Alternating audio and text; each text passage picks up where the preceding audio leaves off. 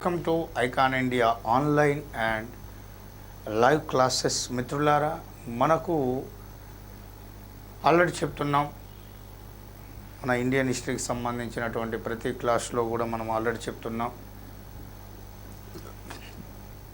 Icon India online ఈ యొక్క అలాగే లైవ్ క్లాసెస్ సంబంధించినటువంటి మనం రోజు జరుగుతున్నాయి, ప్రతి సబ్జెక్ట్ సంబంధించినవి. ఇవి మనం ప్లేస్టోర్కి వెళ్ళి మీరు ఐకాన్ ఇండియా యాప్ డౌన్లోడ్ చేసుకోండి. సో యాజ్ ఎర్లీ యాజ్ పాసిబుల్గా క్లాసెస్ వింటూ మీరు నోట్స్ రాసేసుకొని అచీవ్ కాగలరని ఆశిస్తున్నాను. సో తొందరగా మీతో పాటు మీ ఫ్రెండ్స్కి కూడా ఈ విషయాన్ని చెప్పి ఐకాన్ ఇండియా యాప్ అనేటటువంటిది ఈ యొక్క డౌన్లోడ్ చేసుకొని మీరు group 2, group 1, group 3 other competitive exam సంబంధించిన అన్నీ కూడా మీరు ముందుకు వెళ్ళగలరని ఆశిస్తూ డైరెక్ట్ మనం లెసన్ మన యాన్సెంట్ ఇండియన్ హిస్టరీలో మనకి ఇక మిగిలి ఉన్నటువంటి దాంట్లో గుప్త సామ్రాజ్యానికి సంబంధించినటువంటి సమాచారాన్ని మనం చూద్దాం. సో రైట్, ఇక్కడ మనకు కావలసిన మరి ముఖ్యమైనటువంటి టాపిక్ అంటే యాన్సెంట్ ఇండియన్ హిస్టరీలో మౌర్య సామ్రాజ్యం తర్వాత అంతే ప్రాధాన్యత కలిగినటువంటి మరో ముఖ్యమైనటువంటి టాపిక్. సో ఇక్కడ మనం చూసినట్లయితే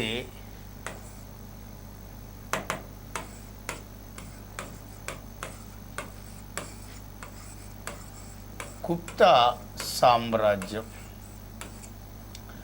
సో మరి ఈ గుప్త సామ్రాజ్యానికి సంబంధించిన సమాచారం 240 నుండి 550 ఏడి వరకు కొనసాగినటువంటి పాలన. క్రీస్తు శకం 240 నుండి క్రీస్తు శకం 550 సంవత్సరాల మధ్యకాలం వరకు కొనసాగినటువంటి పరిపాలన వీళ్ళది.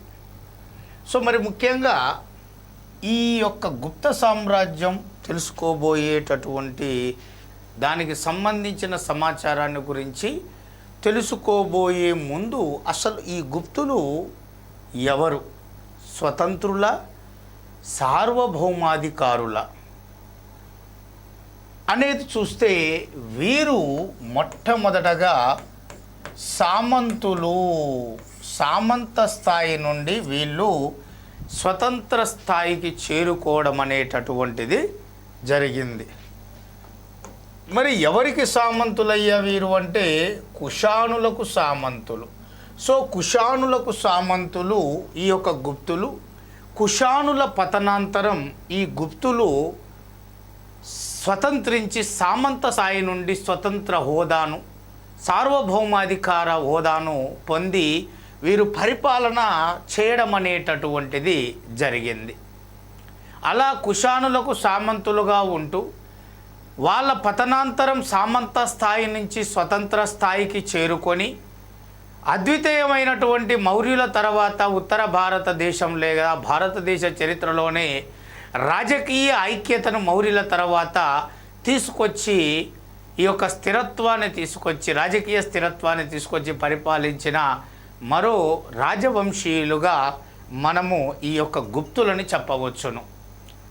మరి గుప్తులు అనేటటువంటి వారు మరి వర్ణ వ్యవస్థలో వీళ్ళు ఏ వర్ణానికి చెందినటువంటి వారు? వర్ణ వ్యవస్థలో వీరు ఏ వర్ణానికి చెందినటువంటి వారు అనేది ఒకసారి ఇక్కడ మనము చూసుకున్నట్లయితే, ఇప్పుడు 4 వర్ణాలలో వీళ్ళు వైశ్యులుగా మనకు తెలుస్తుంది. వీళ్ళు వైశ్యులు అని చెప్పేసి మనకు వర్ణ వ్యవస్థలో 4 వర్ణాలు ఉన్నాయండి: బ్రాహ్మణులు, క్షత్రియులు, వైశ్యులు, శూద్రులు. మరి 4 వర్ణాలలో ఈ గుప్తులు అనేటటువంటి వారు వైశ్యులుగా మనకు తెలుస్తుంది.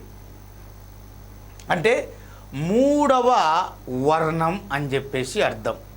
ఏ వర్ణం? 3వ వర్ణం. ఎవరు వాళ్ళు? వైశ్యులు. వ్యవసాయం, వ్యాపారం, పశుపోషణ చేసేటటువంటి వర్ణం వారు ఈ యొక్క వైశ్యులు. ఆ వర్ణానికి చెందిన వారు గుప్తులు అని చెప్పి మనకు ఆధారాలు తెలుస్తున్నాయి.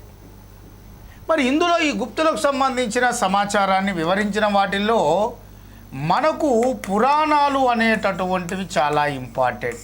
పురాణాలు మొత్తం 18, ఇవిలో దాదాపు ఎక్కువగా గుప్తుల కాలంలోనే సంకలనం చేయబడ్డాయి ఎక్కువగా. మరి అందులో మనకు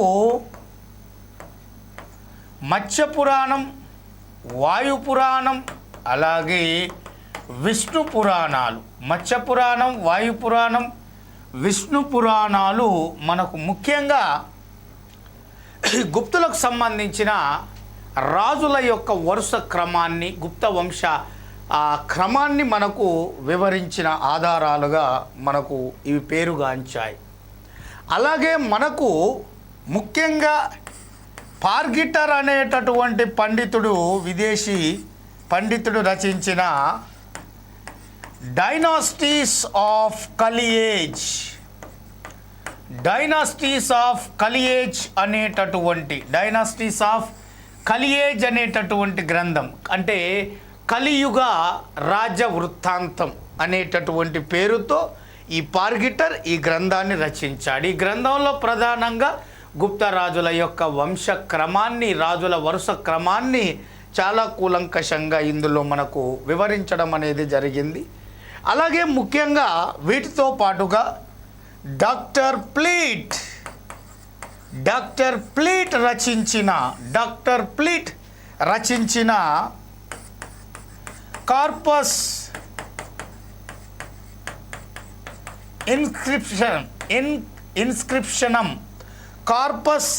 ఇన్స్క్రిప్షనం ఇండికారం.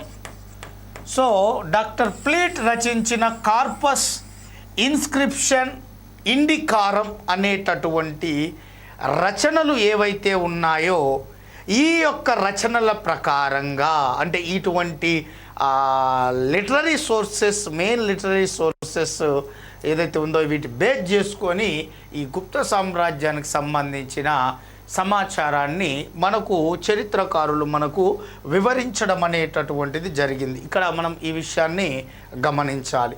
మరి ఈ ఆధారాల ప్రకారం మరి గుప్త సామ్రాజ్యానికి సంబంధించిన సమాచారంలో భాగంగా వీరి యొక్క రాజధానులు 2 అని మనకు తెలుస్తుంది.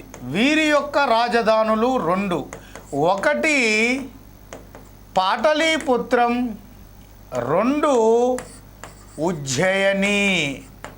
1 పాటలీపుత్రం, 2 ఉజ్జయిని. మరి వీరి యొక్క ఇదే ఆధారాల ప్రకారం రాజ్య చిహ్నం, అలాగే రాజ లాంఛనం లేదా ముద్ర, రాజ్యముద్ర అంటే గరుడ పక్షి, రాజ్య చిహ్నం అంటే ఇక్కడ వరాహం. సో రాజ్య చిహ్నం, గుప్తుల యొక్క రాజ్య చిహ్నం అంటే వరాహం, వాళ్ళ యొక్క రాజ్య ముద్ర అంటే ఈ యొక్క గరుడ పక్షి. సో ఇది మెయిన్ బేసిక్గా ఇవి గుర్తుంచుకోవాలి దీని ప్రకారంగా.